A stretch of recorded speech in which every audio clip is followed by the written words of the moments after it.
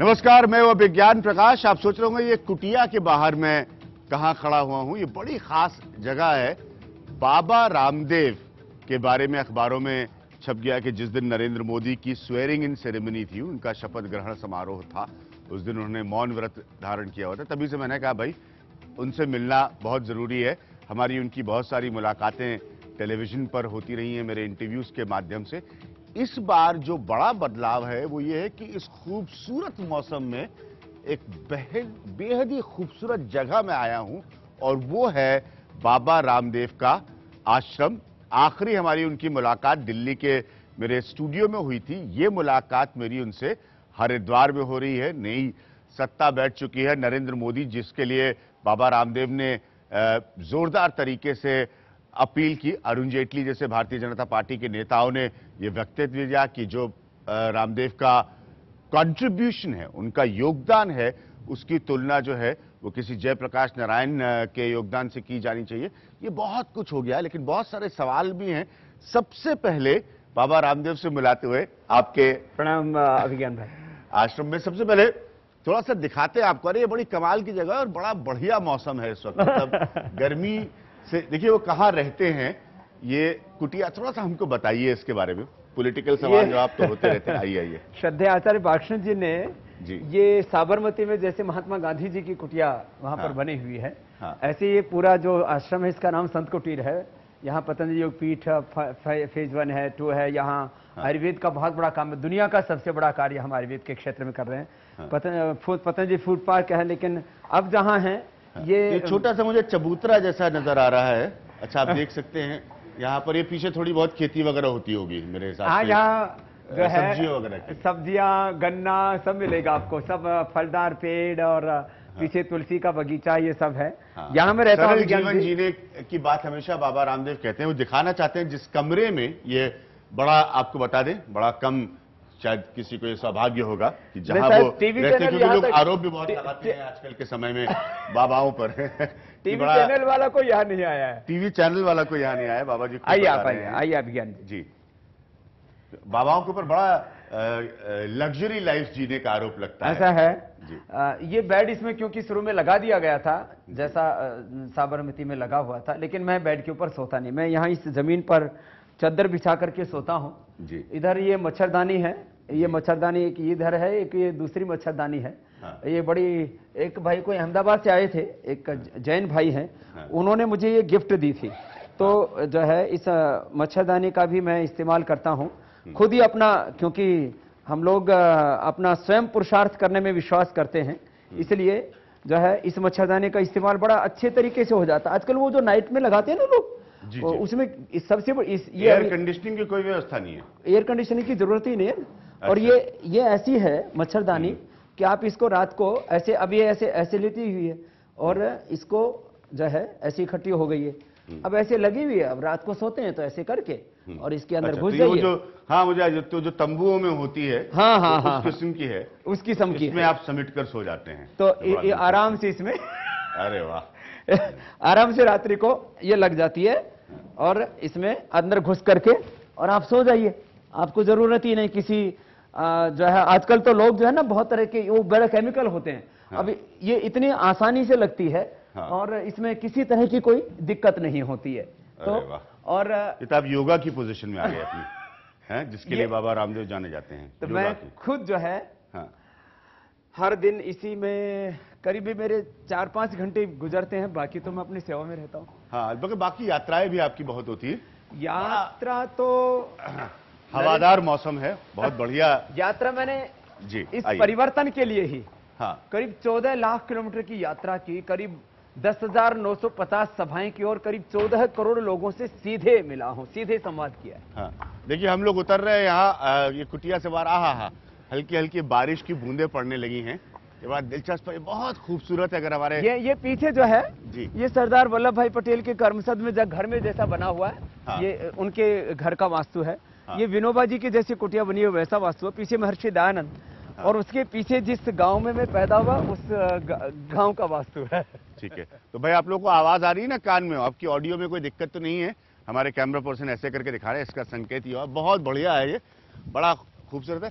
बाबा इतना आपने कोशिश की, आपको लग रहा है कि भारतीय जनता पार्टी से आपको जो रिकग्निशन मिलना चाहिए था, पहचान मिलना चाहिए, वो मिल रही है? हालांकि अरुण जेटली ने कहा कि आपका चुनाव में उस तरह का योगदान है जैसे संभवतः जिसकी तुलना जो जयप्रकाश नारायण ने किया था उससे की जा सकती है। देखिए, मैं गांधी जी से या जेपी जी से तुलना या कोई और कोई विवेकानंद, कोई दयानंद से तुलना करता है, मैं स्वामी रामदेव हूँ।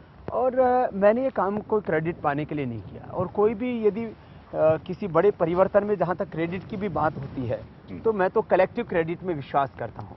और मैंने कहा कुछ श्रेय लेने के लिए नहीं। देश में इतनी ज़्यादा नाइंसाफ़ी हो गई थी, तो हमने इस देश में जस्टिस हो और वो अंतिम व्यक्ति जो आज भी अपने हक के लिए लड़ रहा है उसको न्याय मिले, इससे आगे कोई मकसद नहीं है। और इसलिए आपने देखा 16 तारीख को वो परिवर्तन का काम हुआ। आदरणीय मोदी जी ने काले धन, भ्रष्टाचार, व्यवस्था परिवर्तन, महंगाई, बेरोजगारी, गरीबी, तमाम इशुओं के ऊपर अपनी प्रतिबद्धता जताई।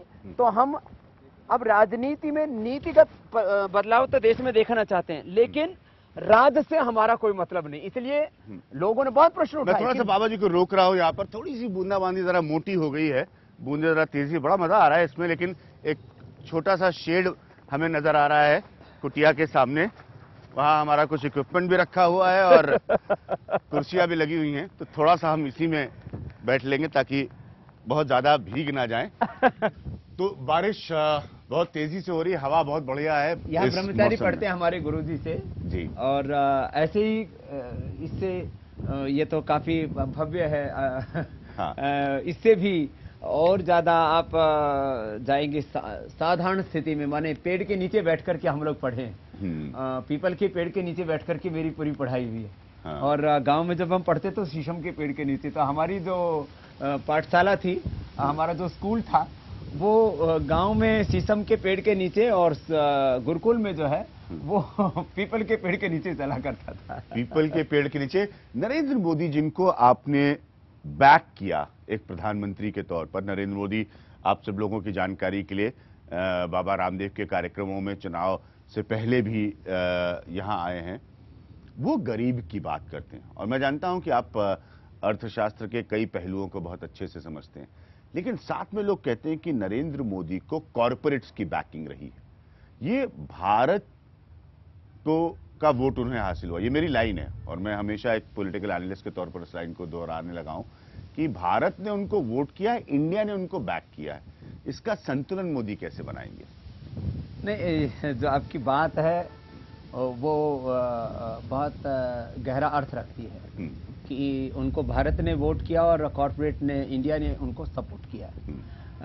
अब देखिए, हिंदुस्तान को यदि हमें आगे लेकर के चलना है तो कॉर्पोरेट्स का भी हमें सहयोग लेना पड़ेगा, क्योंकि 125 करोड़ लोगों के पास में जितनी संपत्ति नहीं है उतनी संपत्ति 125 लोगों के पास में है। मैं खुद अपने, जब मैं जो कार्यक्रम में बैठता हूं तो मैं अपने सामने घड़ी रखता हूं। घड़ी में विदेशी नहीं रखता, मोबाइल में विदेशी नहीं रखता, गाड़ी मोबाइल से लेकर के मैं किसी भी विदेशी चीज का प्रयोग नहीं करता। मैं कहता हूं देश में बहुत सामर्थ्य है और इस देश की रियल जीडीपी भी 16 करोड़ की नहीं। फिर आप प्रो कॉर्पोरेट क्यों सुनाई पड़ रहे हैं? और 1000 लाख करोड़ की है। लेकिन इस देश की अर्थव्यवस्था को मैं ऐसा मानता हूं कि चलान आगे बढ़ाने के लिए दोनों का सहयोग जरूरी है और दोनों का साथ जरूरी है।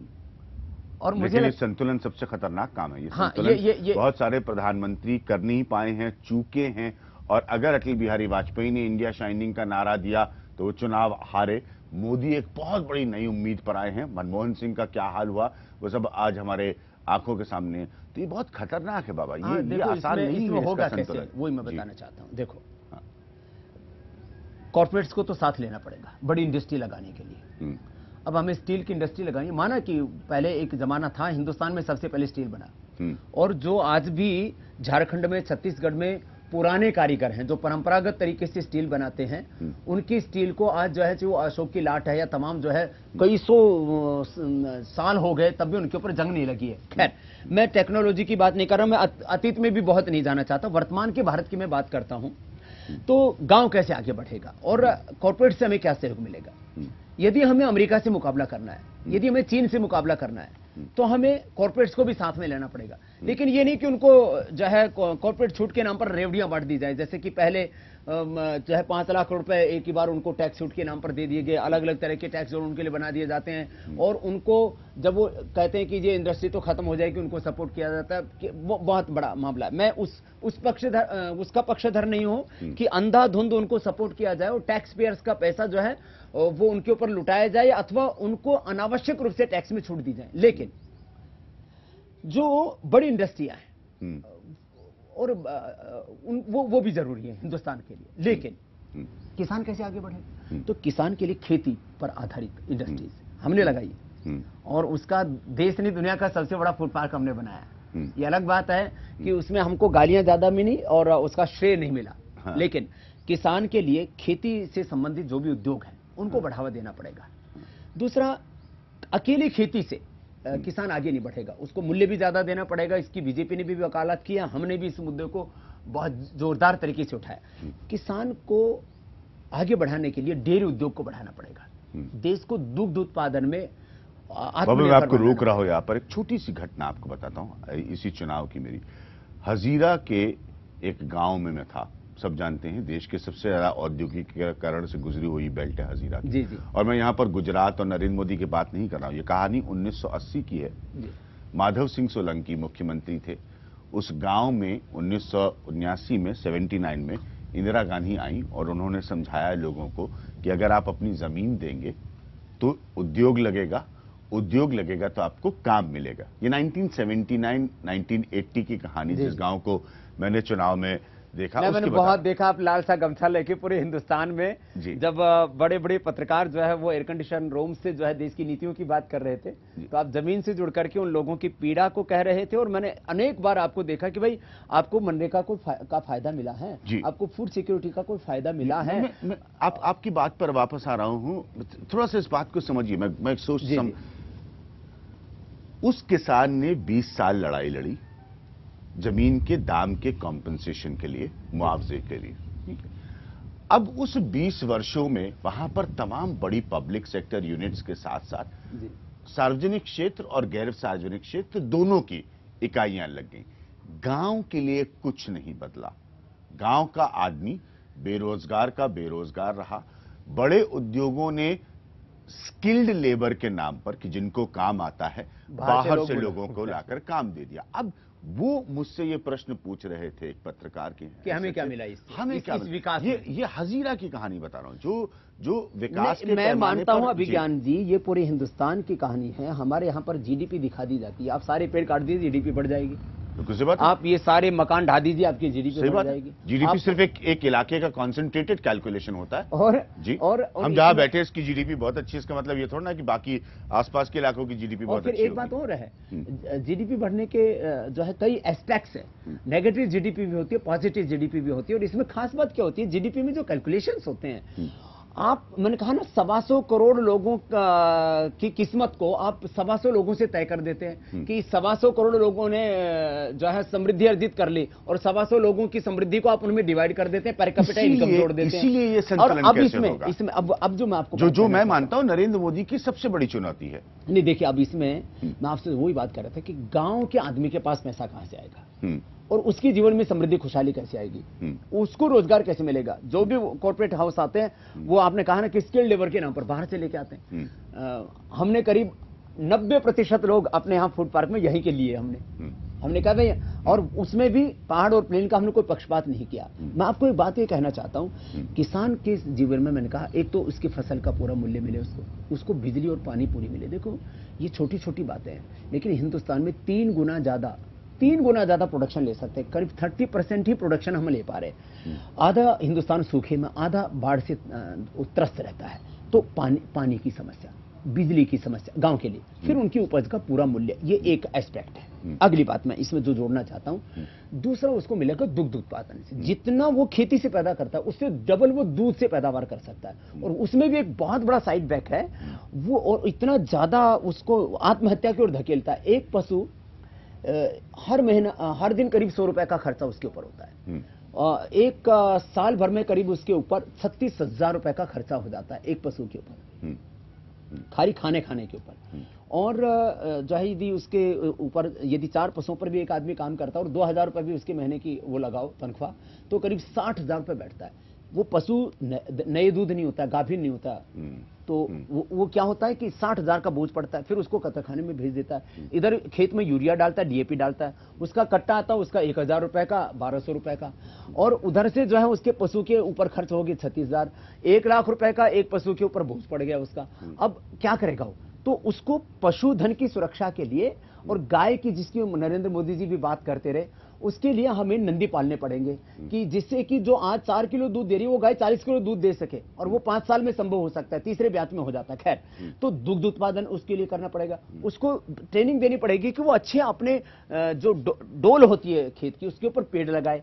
तो खेती से, दूध से, पेड़ों से, फिर इसको जो है साइंटिफिक एग्रीकल्चर पर जाना पड़ेगा, माने जो है नॉलेज बेस्ड इकोनॉमी, उसको गांव में भी ले जाना पड़ेगा कि भाई आज पूरी दुनिया में जिन चीजों की डिमांड है। बाबा रामदेव, ये तो समस्या है, गांव में तो जो उनके लिए स्कीमें बनती वो नहीं पहुंचती, चाहे वो राज्य सरकारों की हो, चाहे वो केंद्र सरकारों की हो। मैंने कई सारे जिन कार्यक्रमों की जी एक आप देखो अभिज्ञान जी, हाँ, सरकार केवल जो है वो देश को समृद्ध बना देगी, मैं ऐसा कतई नहीं मानता। हाँ, इसमें सरकार क्या कर सकते हैं? एक अकेले नरेंद्र मोदी क्या करेंगे भैया?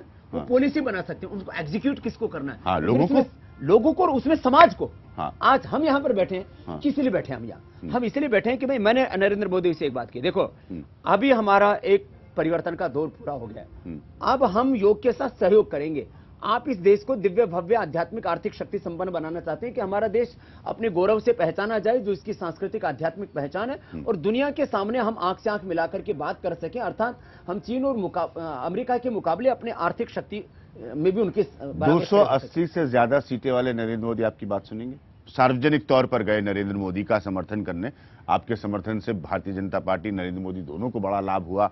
280 से ज्यादा सीटें भारतीय जनता पार्टी की आ गई, पहली बार इतिहास में अपने दम पर मेजॉरिटी ले आए, लेकिन अब वो क्या आपकी बात सुनेंगे और क्यों? नरेंद्र भाई मोदी का ट्रैक रिकॉर्ड ये है, हाँ, कि वो जो जायज बात होती है उसको 100% सुनता है, वो नाजायज बात को नहीं सुनेगा। मैंने उनको नहीं कहा कि आप कैबिनेट मिनिस्टर किसको बनाइए, सेक्रेटरी किसको बनाइए, किसका कहां ट्रांसफर कीजिए, मुझे कोई बजट दे दीजिए। मैं उनके साथ में नीतिगत बात करता था और आगे भी करूंगा, और खाली नीतिगत बात करना मकसद नहीं है और उसके पीछे कोई क्रेडिट लेना मकसद नहीं है। इस देश को बनाने के लिए 250 करोड़ हाथ चाहिए, 125 करोड़ लोगों के 2-2 हाथ। जब 2-2 हाथ होंगे, और नरेंद्र भाई मोदी ने भी कई बार इस जुमले का इस्तेमाल किया कि हम 125 करोड़ भारतीय एक-एक कदम आगे बढ़ेंगे तो भारत चलने लगेगा। तो अकेला नरेंद्र मोदी देश नहीं बना सकता। मैंने कहा जो एग्रीकल्चर की बात है, चाहे वो जो है डेयरी की बात है, खेती, किसान वाले, अरे दूसरे लघु उद्योग, मैं आपको कई बार मैं आपसे प्रश्न पूछ चुका हूं बाबा रामदेव जी कि मुझे हमेशा यह महसूस होता है आपके सार्वजनिक जीवन के करियर ग्राफ को देखकर कि लोग आपका इस्तेमाल कर लेते हैं। मैंने पहले भी ये प्रश्न आपसे पूछा है, आज फिर वापस पूछ रहा हूं, बहुत ईमानदारी से प्रश्न पूछ रहा हूं। अब मोदी जी की सरकार तो आ गई, अब बाबा रामदेव की सुने ना सुने क्या फर्क पड़ता है? नहीं, ऐसा देखो, नरेंद्र भाई मोदी का जो कैरेक्टर है वो डिफरेंट है। हाँ, तो वो ऐसे नहीं, इस बात पर आपको पूरा मुझे पूरा यकीन है, एतबार है, हाँ, और ये विश्वास मुझे अंतर से है, भीतर से है, और इसके पीछे कोई स्वार्थ नहीं है। देखो सही बात, आप कोई नाजायज एजेंडा उठाएंगे नहीं तो ऐसे कोई आप मांग रखने वाले नहीं नरेंद्र मोदी से कि उसके ऊपर ऐसा पहाड़ गिरने वाला है, आप तो मांग ही वही रखेंगे जो आप पहले से सार्वजनिक तौर पर रखते हैं। और मैं एक बात ये कहना चाहता हूँ, मैं करूंगा क्या? हाँ, मैं हेल्थ सेक्टर में काम करूंगा। हाँ, इस देश के लोग यदि स्वस्थ होंगे, हाँ, रोग मुक्त होंगे, नशा मुक्त होंगे, पुरुषार्थ करेंगे, आलस्य से बाहर निकलेंगे, ये कोई गवर्नमेंट नहीं कर सकती। अब मैंने इस देश के करोड़ों लोगों को सुबह उठा करके योग करवाया, मैंने इस देश के करोड़ों लोगों का नशा छुड़वाया, तो उससे देश के लोगों का भला हुआ ना। मैंने इस देश के लोगों को पुरुषार्थ करना सिखाया, खुद पुरुषार्थ किया। नरेंद्र भाई मोदी को तो एक पॉलिटिकल सपोर्ट मिला ना, मुझे ना कोई पॉलिटिकल सपोर्ट था, ना कोई धार्मिक सपोर्ट था। मुझे आज ये कहते हुए कोई आपत्ति नहीं है कि धार्मिक क्षेत्र में भी बहुत घनघोर जातिवाद था जब मैंने प्रवेश किया था, और उसमें मुझे बड़ा संघर्ष करना पड़ा। आज वो लगभग चीजें खत्म हो चुकी हैं। अध्यात्म और धर्म के क्षेत्र में जो है जातिवाद बहुत नीचे आ चुका है। खैर, किसी जाति का सपोर्ट नहीं लिया, किसी मजहब का सपोर्ट नहीं लिया, कोई पॉलिटिकल सपोर्ट नहीं लिया, कोई कॉर्पोरेट सपोर्ट नहीं लिया, और तमाम तरह के एमएनसीज जो इस देश में अलग अलग तरह के चेहरों को खड़ा करती हैं, और जो एनजीओज होते हैं, और बहुत बड़ा जो है विदेशी फंडिंग आता है, विदेशी पैसे पुरस्कारों से लोग पोषित होते हैं। मैं वहां से नहीं खड़ा हुआ, मैं यहां पहुंचा हूं, अपने दम पर पहुंचा, मेहनत करके पहुंचा। तो मैं जब लोगों से कहता हूं पुरुषार्थ करो और अपना और देश का भाग्य बदलो, तो लोगों को भरोसा होता है। ठीक है, आपको पूरा भरोसा है कि नरेंद्र मोदी किसी भी स्थिति में आपकी बात सुनेंगे। हम ले रहे हैं यहां पर एक छोटा सा ब्रेक, आप कहीं मत जाइएगा। मौसम जो है थोड़ा बढ़िया हो गया, ये छत के नीचे बैठकर हमें मौका मिला कुछ और बातें करने का। हम शायद इधर से जी उतर सकते हैं, और उसके बाद अगले हिस्से में ये पूरा काले धन का मसला, इसमें कोई दो राय नहीं है कि आप बाबा रामदेव से इस बात का श्रेय कतई नहीं ले सकते कि इस मसले को वो लगातार निरंतर बहुत लंबे वक्त से उठाते आए हैं। नरेंद्र मोदी की सरकार के पहले बड़े फैसलों में से काले धन को वापस लाने के लिए एक एसआईटी बनाना है, उस पर चर्चा करेंगे। आप कहीं मत जाइएगा, और थोड़ा पैदल भी यात्रा होगी इस खूबसूरत जगह को दिखाने के लिए।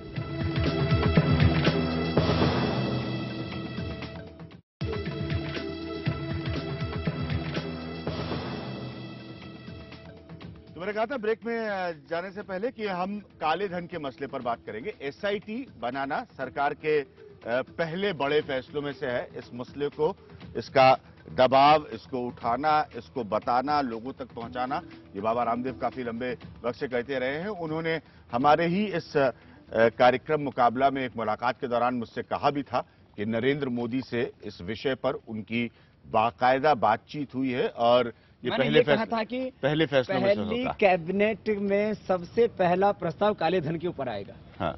अब जो भी नियति के अनुसार, चाहे सुप्रीम कोर्ट का भी उसके ऊपर दबाव था, वो टाल भी सकते थे कांग्रेस की तरह की अभी हमारी गवर्नमेंट फॉर्म हुई है, हम बाद में देखेंगे। लेकिन उन्होंने अपनी गवर्नमेंट का सबसे पहला और अहम फैसला वो ब्लैक मनी के ऊपर लिया, और मुझे पूरा विश्वास है कि काले धन के 3 बड़े चोर हैं, करप्ट पॉलिटिशियंस, करप्ट एग्जीक्यूटिव्स और करप्ट कॉर्पोरेट्स।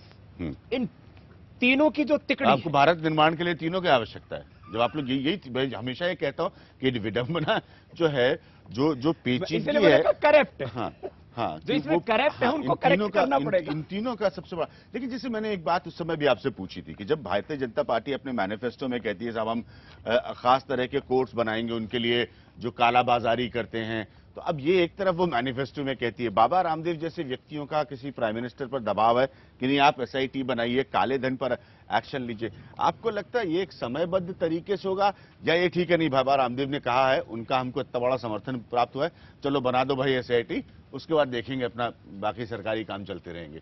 क्या अगर ये घिसटता है सरकार के किसी और फैसले की तरह, आप वापर काउंटर प्रेशर डालेंगे? देखिए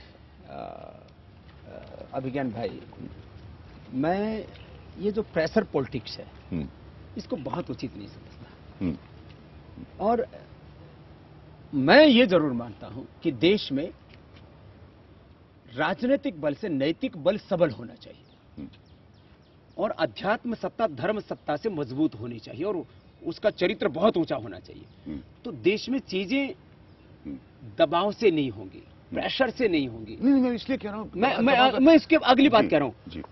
देश में चीजें होंगी सच्चरित्रता से, पवित्रता से, प्रामाणिकता से। बाबा रामदेव ने कहा और नरेंद्र मोदी ने किया, और 26 तारीख को सरकार बनी, 27 तारीख से काला धन वापस बोरियां भर के आनी शुरू हो जाएगी स्विट्जरलैंड से, जो वो जहाज भर के आ जाएगा। हाँ, तो ऐसे नहीं कोई चार्टर प्लेन से बाकी लोग पैसा वहां से भेजना शुरू कर देंगे। तो मैं इसलिए कह रहा हूँ कि ये एक किस्म की धारणा जो है ये आप लोगों की वजह से बन रही है कि काला धन लाना कोई, भाई जिसने काला धन कहीं लगाया है बाबा रामदेव जी, आप भी जानते हैं, हम भी जानते हैं, उसने उस पैसों को किसी न किसी स्वरूप में सेटल कर दिया। तो पहले उस पैसे की पहचान करना कि वो पैसा किसका है, उसके ट्रेल को ट्रैक करना, ये सब बड़ी पेचीदगी की चीज है। 2-3 मिनट में इस बात को मैं रख देता हूँ, क्योंकि लोग बातें तो करते हैं लेकिन जब गंभीर बात आती है ना तो उसको बहस में उलझा देते हैं। मैं आपको इसलिए पसंद करता हूँ पत्रकारिता में भी कि आप खाली मुद्दों को उठाने के लिए नहीं, उनको समाधान तक पहुंचाने के लिए भी कोशिश करते हैं, जो सबसे जरूरी है, मैं मानता हूं। अब देखिए, काला धन सबसे ज्यादा जमा है डेलावेयर, जो अमेरिका का एक टैक्स हेवन है, अंदर ही है, अमेरिका के भीतर। केमन आइलैंड जो है यूके का हिस्सा है। तो आपको काले धन के ऊपर काम करना है तो खाली स्विट्जरलैंड की बात मत कीजिए, बामाहास की बात मत कीजिए, उसमें खाली आप जो है सिंगापुर की बात मत कीजिए, तमाम और दूसरे 70 से ज्यादा टैक्स हेवन बोले जाते हैं उनकी बात मत कीजिए। ये आएगा कैसे? ये तो सारे, मतलब मैं तो कहता हूं कि दुनिया के यदि 200 देश हैं तो सभी के अंदर काला धन है।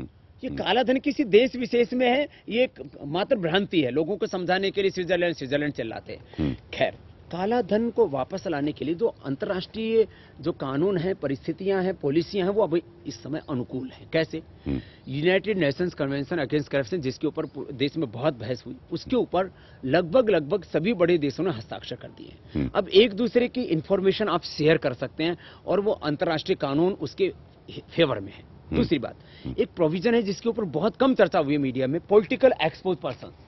माने एक जनरल पर्पज एफआईआर दर्ज करा करके आप पॉलिटिकल एक्सपोज पर्संस के तहत जितने भी आज तक इस देश के अंदर जो है पॉलिटिकली जो इन्वॉल्व व्यक्ति रहे, उनके ऊपर सभी के ऊपर आप जांच कर सकते हैं। उसके अंदर सारे अंतर्राष्ट्रीय जो कानून हैं वो उसके अनुकूल हैं। तीसरा एक बहुत महत्वपूर्ण चीज है जो किसी दुनिया के दूसरे देश को नहीं करनी है, हमें यहां से अपने यहां से शुरुआत करनी है, वह है अल्टीमेट बेनिफिशियल ओनरशिप का डिक्लेरेशन। माने जिस तरह से फाइनेंशियल इंस्टीट्यूशंस बना करके, ट्रस्ट सेल कंपनीज बना करके एक के बाद दूसरा ऐसा चक्रव्यूह बनाते हैं, उसमें से आप उसका उसको ढूंढ पाना, बिल्कुल सही बात है, उसको ढूंढ पाना ही तो सबसे बड़ी चुनौती है। वो मैंने बड़ी जांच एजेंसी जो है वो पैसे को ट्रैक करने में ही फंस जाती है। आपने बात की, वो उसकी जो है ट्रैक नहीं कर पाते, ट्रेस नहीं कर पाते। तो ग्लोबल फाइनेंशियल इंटीग्रिटी के जो मुख्य अर्थशास्त्री देवकर जी, मेरी उनसे कई घंटे तक बात हुई। उन्होंने कहा स्वामी जी, पिछले वाला काला धन लाना ये नामुमकिन सा है। मैंने कहा कैसे? तो बोले उसमें आप पता नहीं लगा सकते कि मालिक पैसा गया किसका है, कहाँ गया, कैसे पैसे ने अपना रंग बदल दिया, अपने इन्वेस्टमेंट बदल दिए। व्हाइट का ब्लैक होता रहता है, एक चक्रव्यूह है। खैर, अब इसको तोड़ने के लिए उपाय क्या है? तो अपने यहाँ देखो 20 लाख करोड़ रुपए का काला धन हमारे यहाँ पर विदेशी पूंजी निवेश के नाम पर आया है। अब इसका पता लगाने के लिए क्या करना पड़ेगा? हमारे यहाँ पर प्रोविजन है, मैंने देखा है, जो हमारे यहाँ पर विदेशी पूंजी निवेश के जो कानून बनाया एफडीआई के, मैंने उसमें कॉलम, मैं आपको कॉलम भी बता दूंगा, उसमें लिखा हुआ है कि इसके जो है अल्टीमेट बेनिफिशियल ओनरशिप पर डिक्लेरेशन करना पड़ेगा, लेकिन उसको जो है वैकल्पिक कर रखा है, ऐच्छिक कर रखा है। एक दिन में आपको पता लग जाएगा। माने जो 20 लाख करोड़ रुपए लाए उसमें से 80% करीब ब्लैक मनी है, और उसमें 10 लाख तो आप सोच लीजिए कि सही बात है, जो पैसा यहाँ से गया रास्ते से आया। अब जिस देश की आबादी 10-12 लाख की है और जहाँ के लोगों के पास में पैसा अपना अपनी आर्मी है ना, को ठीक ठाक उनको जुगाड़ ठीक नहीं है, 10 लाख करोड़ मीन्स करीब 15 से 18 लाख करोड़ रुपए इसमें ब्लैक मनी है। उन लोगों की लिस्ट का पता लग जाएगा, उनको आप फिर उनको खोजिए ना। सबसे ज्यादा जो ब्लैक मनी है वो इलीगल माइनिंग में, उसके बाद में करीब गोल्ड में, इनको ट्रेस किया जा सकता है। फिर वो जो अगला जो काला धन है वो रियल स्टेट और इसके अंदर है, बाकी हेल्थ में, पॉलिटिक्स में, काला बाजारी में, तमाम छोटी जगह जो है ड्रग्स में, सब जगह लगा। लेकिन 3 बड़े सेक्टर हैं, लैंड, गोल्ड एंड माइनिंग, और वहां से उसको ट्रेस कर सकते हैं। ये बिल्कुल असंभव नहीं है, सरकार के पास इच्छा शक्ति होनी चाहिए। एक बहुत बड़े मिनिस्टर ने, बहुत बड़े अधिकारी ने मुझसे कहा, स्वामी जी सारे आंकड़े हैं, सारे डेटा हैं, सारी चैन का हमें पता है, लेकिन कोई प्रधानमंत्री ऐसा तो आए कि लाओ मेरे को बताओ, और मैं उसको उनकी प्रधानमंत्री आ गया, वो प्रधानमंत्री हिंदुस्तान में आ गया है नरेंद्र मोदी, आपके हिसाब से? अरे मेरे हिसाब से तो आ गए, और देश के लोगों को भरोसा। आप दिल्ली में रहते हो, दिल्ली में हवाला कारोबार जो चलता है, आप किसी एक सामान्य पुलिस वाले, सही बात है, वो कहते हैं हमें सब पता है और हम बता सकते हैं, लेकिन कोई हो तो माइकल हमसे पूछे तो। वक्त हमारे लिए, हमारे सवाल पूछने का सिलसिला कभी बंद नहीं होगा। मैं आपको ब्रेक में जाने से पहले एक छोटी सी चीज दिखा रहा हूँ, आखिरी हिस्से में इस कार्यक्रम के, वो जरूर आपको दिखाना चाहूंगा। ये छोटी सी गुफा है, इसके बारे में इसमें 50 से ज्यादा लोग बैठ सकते हैं। अच्छा, इसमें 50 से ज्यादा लोग बैठ सकते हैं, ध्यान कर सकते हैं। ये ध्यान करने की जगह है। थोड़ा सा मैं ज्ञान और ध्यान दोनों करूंगा सवालों के साथ, बाबा रामदेव जी के साथ इस गुफा में। एक छोटे से ब्रेक के बाद कहीं मत जाइए।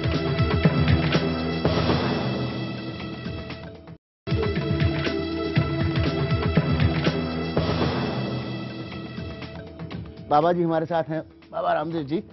जरा संभाल के इसके अंदर घुसा जाए। आहा, ये तो हम लोग जो कार्यक्रम करते थे फौजियों के लिए 20-25 साल पहले गंगोत्री में ऐसी गुफाओं में रहता था। अरे वाह, देखिए ये कमाल की जगह है। यहाँ हमारे गुरुजी बच्चों को व्याकरण शास्त्र और वेद शास्त्र भी पढ़ाते हैं।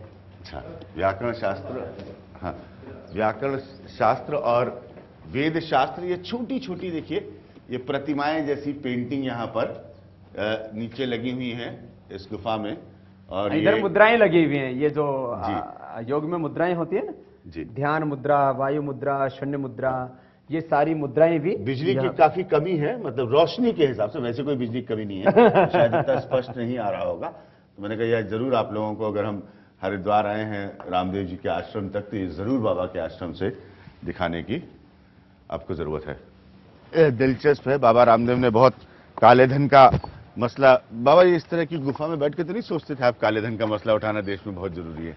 नहीं, मैं ये सोचता था नहीं, मैं मजाक कर रहा हूँ कि जी, देश गरीब है, हाँ, ये सच है, हाँ, बना दिया उसको गरीब, लेकिन देश का धन चंद मुट्ठी भर लोग लूट के बैठे हैं, तो ये तो एक नाइंसाफी है। और भगवान ने सबको इस देश में जिनको भी जन्म दिया समान रूप से उनको यहाँ के भूमि और भू संपदाओं पर बराबर का अधिकार दिया, तो उनका अधिकार क्यों लूटा जाए? तो एक इकोनॉमिक एंड सोशल जस्टिस लोगों को मिलना चाहिए। अन्यायकारी चाहे चक्रवर्ती सम्राट भी क्यों ना हो, उसका विरोध करना चाहिए। धर्मात्मा कितना ही कमजोर भी क्यों ना हो, उसका समर्थन करना चाहिए। महर्षि दयानंद से हमको प्रेरणा मिली, इसलिए हम कूद पड़े। हम इधर से आ सकते हैं। ये देखिए बड़ा खूबसूरत है सारा। मैं बातचीत करने के साथ साथ कोशिश कर रहा हूं कि आपको ये जहां पर उनकी रहने की जगह है बाबा रामदेव की, वो भी आपको दिखाऊं। अब ये देखिए, तो ये थी ये गुफा का एक दूसरा हिस्सा है। ये बड़ा अच्छा, अब ये देखिए साहब, ये बड़ा, तो ये तो लग्जरी लाइफस्टाइल हो गई। हाँ, इतना तो ये नैसर्गिक है, ये नैसर्गिक है, ये नैसर्गिक है, लग्जरी लाइफस्टाइल नहीं हुई। तो कहने साहब ऐसे बड़े बड़े लोगों के फार्म हाउसेस में इस तरह का नज़ारा होता है। तो ये छोटी सी बैठने की जगह मुझे यहाँ नज़र आ रही है, यहीं बैठ के आखिरी कुछ अंश की बातचीत किया जाए। आइए बाबा, ये बड़ा बढ़िया है। तो ये किसी आलीशान व्यक्ति के फार्म हाउस जैसा लग रहा है। देखो, अमीर व्यक्ति के निसर्ग पूरा है। हाँ, और साधु संतों को तो महाराज कहते हैं, माने हाँ, उनके जीवन को आप देखेंगे तो जमीन से जुड़ा हुआ, लेकिन आप प्रकृति को यदि आप ठाठ बाट कहते हैं तो प्रकृति पूरी है यहाँ पर, विकृति कोई नहीं है। अच्छा, प्रकृति पूरी है, क्योंकि आपके जो चाहने वाले हैं, मतलब विरोधियों को हम चाहने वाले भी कह सकते हैं, तो वो आरोप लगाने में बाबा रामदेव से कोई अपॉर्चुनिटी नहीं ढूंढ सकते। सारी यहाँ तक भी कहा गया कि आप भारतीय जनता पार्टी का समर्थन या नरेंद्र मोदी का समर्थन इसलिए करें क्योंकि उससे आपको संरक्षण मिलेगा। मैं आपको आज बता रहा हूँ और पहले भी बताया कि हम कोई भीख मांगने के लिए, कोई याचना के लिए नहीं जाएंगे। कोई केस, सारे केस तो हम भुगत चुके हैं और जीत चुके हैं, तो नरेंद्र मोदी को हमें किस बात के लिए समर्थन चाहिए किसी भी केस में? क्या बाबा रामदेव मोदी की सरकार के प्रभावशाली व्यक्तियों में रहेंगे या मोदी की सरकार से दूर रहने वाले व्यक्तियों में रहेंगे? देखिए, मैं शपथ ग्रहण समारोह में नहीं गया, बहुत से प्रश्न लोगों ने उठाए। हाँ, अखबारों ने कहा उस दिन आपका मौन व्रत था। दो बात कहना चाहता हूँ। कुछ लोगों ने कहा बाबा की अनबन होगी। किस बात की अनबन भाई? कुछ लोगों ने कहा बाबा जी जो है मोदी जी के साथ गाड़ी में आएंगे इसलिए पहले दिखाई नहीं दे रहे। पता नहीं क्या क्या कहा, मुझे तो लोगों ने बताया, मैं इन चीजों में नहीं पड़ता। मैं दो बातें कहना चाहता था, संदेश देना चाहता था, पूरे देश को पता लग गया। मैं गैर राजनीतिक था, गैर राजनीतिक हूं और गैर राजनीतिक रहूंगा। लेकिन फिर आप हर चीज के इर्द गिर्द रहेंगे, तो फिर वही है कि ये जो पीछे झरना बह रहा है, इसके पानी में अगर कोई कूद पड़े तो तैरना तो पड़ेगा ही ना। नहीं, देखो अब आप ये तो कोई ऐसा फॉर्मूला है आपके पास कि आप तैरेंगे नहीं और फिर भी पानी से बाहर आ जाएंगे? देखिए, पानी में यदि तैरना नहीं आता तो आप घुसिए ही मत। हाँ, ठीक है। यदि आपको तैरना नहीं आता तो आप डूबेंगे। तो तैरना आता है बाबा रामदेव? बाबा रामदेव को तैरना आता है। हाँ। और देखिए, कहते हैं पानी में मगरमच्छ भी होते हैं। उनसे बचना होता है। उनसे बचना होता है। देखो आप एक बात सोचो, पानी में रहकर मगरमच्छ से दुश्मनी नहीं की जा सकती। देखो एक मैं समझ रहा हूं, आप संकेतों में मेरे प्रश्नों को समझ रहे हैं मैं क्या कह रहा हूं। नहीं, देखो आप एक बात समझो, आप मेरे 20 साल का सार्वजनिक जीवन पूरा देश जानता है, और आगे भी आप लोग देखेंगे। आदमी एक दिन में, एक रात में नहीं बदल जाता है। मैं जिस प्रामाणिकता से पहले काम कर रहा था वैसे आगे काम करूंगा, और इसीलिए 16 तारीख के बाद 18 तारीख को हमने संकल्प पूर्ति महोत्सव किया, हरिद्वार लौटाए। लो प्रोफाइल लाइफ में रहते हैं, लेकिन आज भी हमारा 590 जिलों में संगठन है। मेरा 1 तारीख से संगठन के शिविर शुरू हो जाएंगे। पहले जो है युवा शिविर में 15,000 युवा भारत का हमारा शिविर है, युवा कार्य। दूसरे में करीब 15,000, 30,000 युवकों को पूरे देश से बुला रहे हैं, उनको ट्रेनिंग देंगे, संगठन का काम करेंगे, रचनात्मक सृजनात्मक काम करेंगे, हेल्थ, एजुकेशन, और उसमें रिसर्च, फिर स्वदेशी का काम, और इस देश को जो है अपनी आध्यात्मिक ताकत देना, इस देश का चरित्र बनाना, पानी में रहकर दिव्य व्यक्तित्व, दिव्य नेतृत्व देश में तैयार हो। सेवा के साथ ये काम करेंगे हम। ठीक है, सेवा के साथ ये काम करेंगे। बाबा रामदेव, आपसे मुलाकात में हमेशा की तरह बहुत आनंद आया। प्रश्नों से ये घबराते नहीं है, उसका सीधा सीधा उत्तर देते हैं। इनको अभी भरोसा है कि जो सरकार ने अपने पहले फैसलों में काले धन को वापस लाने के लिए SIT बनाई है, उसी तरीके पर, उसी ट्रैक पर नरेंद्र मोदी काम करेंगे। दूसरे भी जो बड़े फैसले लेने हैं, भ्रष्टाचार, व्यवस्था परिवर्तन, वो नरेंद्र मोदी लेंगे। शिक्षा, स्वदेशी, महंगाई, बेरोजगारी, गरीबी, इन पर लेंगे, और दिव्य भव्य आध्यात्मिक आर्थिक शक्ति संपन्न जो परम वैभवशाली भारत बनाने का उन्होंने वादा किया था, उसको पूरा करेंगे। ठीक, तो नरेंद्र मोदी के एक प्रबल समर्थक जो हैं वो हरिद्वार में अभी भी बाबा रामदेव के रूप में मौजूद है। लेकिन मैं हमेशा आप लोगों से कहता हूँ, बात पर हमेशा कायम रहता हूँ कि भाई कोई भी हो, मेरे जैसे बकवास करने वाले लोग हों। नहीं, आप बहुत अच्छी बात करते हो, बकवास नहीं करते आप। बाबा जी जैसे ज्ञानी मीडिया में लोग, बहुत गिरावट आई है, लेकिन आपने उसकी प्रामाणिकता को बनाए रखा है। बहुत बहुत शुक्रिया इस बात के लिए। जनता सुन रही है, जनता देखती है, जनता समझती है, सर्वोपरि हर बात से वही है, सर्वमान्य जनता है। आप इस कार्यक्रम को हमेशा की तरह देखते रहिए और अपना फीडबैक मुझे भेजते रहिए। हरिद्वार से खास इस कार्यक्रम में बाबा रामदेव के साथ मैं विज्ञान प्रकाश, NDTV इंडिया के लिए।